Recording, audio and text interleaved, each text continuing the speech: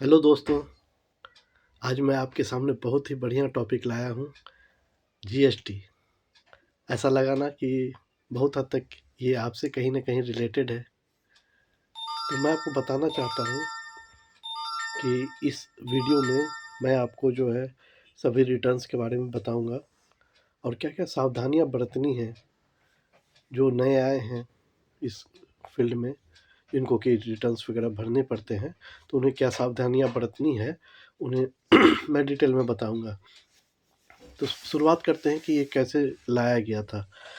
Starting में जब VAT और एक्साइज़ वगैरह से सरकार परेशान हो चुकी थी कि वो अपना ठीक से हो नहीं पा रहा है, बहुत सारा टैक्स बन रहा है, तो उससे बेटर रहेगा कि कोई एक जो है पूरे इंडिया के लिए एक ही टैक्स रखा जाए। तो उसके पर्पज़ से जीएसटी को लाया गया। हालाँकि इससे पहले ये भी डिसाइड हुआ था कि 2% ट्रांज़ैक्शन जो है 2% हर ट्रांज़ैक्शन पे एटीएम के लगाएँगे। बट चूँकि सबके पास एटीएम कार्ड नहीं होते इंडिया में आज भी, तो इसलिए ये डिसाइड किया गया कि चलो ठीक है, जीएसटी ले आते हैं। और जीएसटी 1 जुलाई 2017 से इम्प्लीमेंट हो गई। उसके बाद जो रिटर्न भरनी पड़ती है इसमें, वो है जीएसटीआर 1, जो 11 तारीख तक भरनी होती है। उसमें आपको सेल्स और सेल्स के जो क्रेडिट नोट, डेबिट नोट होते हैं, उसकी डिटेल डालनी होती है। 13 तारीख तक जीएसटीआर 6 भराती है। जीएसटीआर 6 इनपुट सर्विस डिस्ट्रीब्यूशन के लिए होती है कि सपोज़ कीजिए आपको हेड ऑफ़िस में आपके जो है कोई कंसल्टेंट ने काम किया, लेकिन वो सभी प्लांट के लिए आपको जॉइंटली काम कर रहे हैं।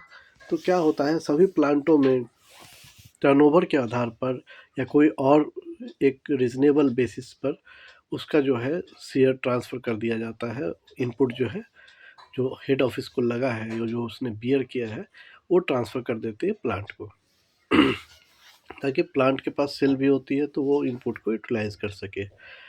13 तारीख को वो फाइल हो जाती है। उसके बाद आता है जीएसटीआर 3B। 3B में आपको सेल और परचेज़ दोनों की डिटेल फाइल होती है और जो भी बैलेंस टैक्स लायबिलिटी बनती है उसका कैश में पेमेंट हो जाता है या इनपुट के थ्रू पेमेंट हो जाता है। तो अगर साधारण भाषा में आपको कहूँ तो होता ये है कि पहले इनपुट एडजस्ट कर लिया जाता है और उसके बाद भी अगर लायबिलिटी बची रह जाती है तो वो कैश में पेमेंट हो जाती है। अब लायबिलिटी एडजस्ट करने का भी एक तरीका है। पहले तो आईजीएसटी के साथ एडजस्ट हो गई। अगर जो बच जाता है वो सीजीएसटी और एसजीएसटी के लायबिलिटी को ख़त्म करने के लिए यूज़ कर लिया जाता है। इसके बाद आपको बताता हूँ जो हाफ ईयरली या फाइल किया जाता है, वो है आईटीसी 04। आईटीसी 04 जॉब वर्क के पर्पज़ से फाइल की जाती है। गवर्नमेंट को ये बताना पड़ता है कि आपने कितना सामान जॉब वर्क के पर्पज़ से दिया और उसमें से कितना वापस आ गया। इसका एक इन्फॉर्मेशन आपको आईटीसी 04 के थ्रू देना पड़ता है। उसके बाद जो एनुअल रिटर्न होती है, वो कम लोग ही जानते हैं इसको, फाइल करने वाले जो एक्सपर्ट होते हैं। तो जनरली जीएसटीआर 9 और 9C वो एक्सपर्ट ही फाइल करते हैं।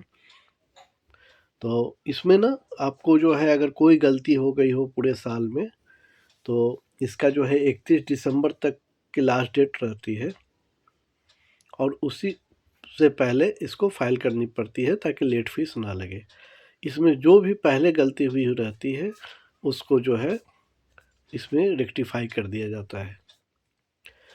और जीएसटी के केस में जो व्यक्ति इसको डील करते हैं उन्हें ये ध्यान रखना पड़ता है कि आपको सभी इनपुट आपने सही से ले लिया है और 2B के साथ जो है, जो 3B हम लोगों ने फाइल किया था 20 तारीख से पहले, तो उसको जो है मैच करने पड़ते हैं। 2B जो दूसरे जब हम लोग परचेज़ करते हैं तो उसका जो है 2B वेंडर की तरफ से क्रेडिट हो जाता है, जो 2B में पोर्टल पर दिखाई पड़ता है। ये इंश्योर करना पड़ता है कि 2B में जो भी आइटम आ रहे हैं वो सभी का इनपुट हमने ले लिया है और जो भी परचेज़ हमने किए हैं वो सभी का उसमें इनपुट आ रहा है। अगर नहीं आ रहा है, हमने परचेज़ बुक किया हुआ है परचेज़ रजिस्टर में और वो 2B में नहीं शो कर रहा है, तो हमें वेंडर को बताने पड़ते हैं कि ये सब इनपुट आना बाकी है और आप इसका क्रेडिट हमें दे दीजिए। नहीं देते हैं तो कई बार लोग उसका जो है जीएसटी का अमाउंट होल्ड भी कर लेते हैं, और जो इनपुट रहता है वो सभी को सही से यूटिलाइज़ कर लेना ज़रूरी होता है। नहीं तो अगले साल 30 नवंबर तक, मतलब अक्टूबर का जब आप रिटर्न फाइल करेंगे 20 नवंबर तक में, तो उसमें आपको ले लेने होते हैं, नहीं तो फिर आप उसका यूटिलाइज़ नहीं कर पाएँगे और वो लैप्स कर जाएगा। तो इस चीज़ का ध्यान आपको रखना पड़ता है एज़ एन अकाउंटेंट कि ऐसा कोई भी इनपुट, क्योंकि ये एक तरह का कैश माना जाता है और इसका नुकसान किसी भी हालत में ऑर्गेनाइजेशन को नहीं होना चाहिए। अगर ये हुआ तो आपको इसका भारी कीमत चुकाना पड़ेगा। और अगर टू बी में वेंडर ने क्रेडिट नहीं दिया है और आपने उसे इन्फॉर्म नहीं किया है, तो फिर वो क्रेडिट फिर आप कभी नहीं ले पाएंगे, क्योंकि वेंडर अगर बाद में देता है तो उसका कोई फ़ायदा नहीं होगा, क्योंकि आप इनपुट नहीं ले पाएंगे। दूसरा चीज़, एडवांस के केस में आपको कोशिश ये करना चाहिए या नियम ये फॉलो होना चाहिए कि उसी समय आईजीएसटी बुक हो जाए या सीजीएसटी बुक हो जाए। कभी कभी ऐसा भी होता है कि बिल 6 महीना के बाद बुक हो रही है, वैसे केस में फिर आप आईजीएसटी का जो है फिर मुश्किल होगी, आईजीएसटी का आप ले नहीं पाओगे। और सबसे बड़ी बात ये भी है कि अगर आपने किसी का इनपुट ले लिया है तो इंश्योर करना होगा कि उस इनवॉइस का पेमेंट 6 महीना के भीतर ही आप कर दिए हो। अगर आप ऐसा नहीं करते हैं तो फिर वो बाद में नोटिस आएगी और आपको उसको एक कीमत चुकानी पड़ेगी, उसकी पेनल्टी भरनी पड़ेगी। तो मैं आपको ख़ास तौर पर जो अकाउंटेंट हैं, जो जीएसटी का फाइलिंग करते हैं, उन्हें मैं यही बताऊंगा कि मैं कोई एक्सपर्ट नहीं हूँ, लेकिन आपको ज़रूर ये बताना चाहूँगा एक भाई, एक दोस्त होने के नाते, कि आप जब भी फाइल करें ये इंश्योर कर लें कि गलती से भी वैसे चीज़ों का इनपुट ना लें जो इनएलिजिबल में आता है अंडर सेक्शन 17(3). अगर आपने लिया तो उसका बाद में नोटिस आएगा और आपको पेनल्टी के साथ उसको भरना पड़ेगा, इंटरेस्ट भी देना पड़ेगा।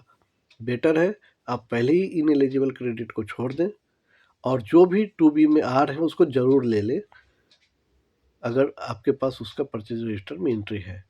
और अगर नहीं है तो इंश्योर करें कि वो एंट्री क्यों नहीं है, मतलब प्रॉपर रिको आप ज़रूर कर लें। और जब आप जीएसटी हैंडल करें तो मेरा रिक्वेस्ट है कि दूसरा कोई भी प्रोफाइल हैंडल ना करें, क्योंकि ये एक अपने आप में एक बहुत बड़ा प्रोफाइल है। ख़ास करके आईएमएस आने के बाद इसको हैंडल करना उतना आसान नहीं है जितना पहले एक्सेल के थ्रू अपलोड करने पर किया जाता था। तो उम्मीद है कि मेरा जो है वीडियो आपको बहुत अच्छा लगा होगा, और अगर आपको कभी भी कोई परेशानी हो तो आप अपने इस भाई को, सुनीत सिन्हा को, आप लिख सकते हैं, कमेंट कर सकते हैं कि मुझे ये चीज़ के बारे में डिटेल जानना है। मैं नहीं चाहता कि आप वो फेस करें जो मुझे शुरुआत में दिक्कत हुई समझने में, क्योंकि बताने वाले बहुत कम लोग होते हैं जो इतना आसानी से बताते नहीं हैं।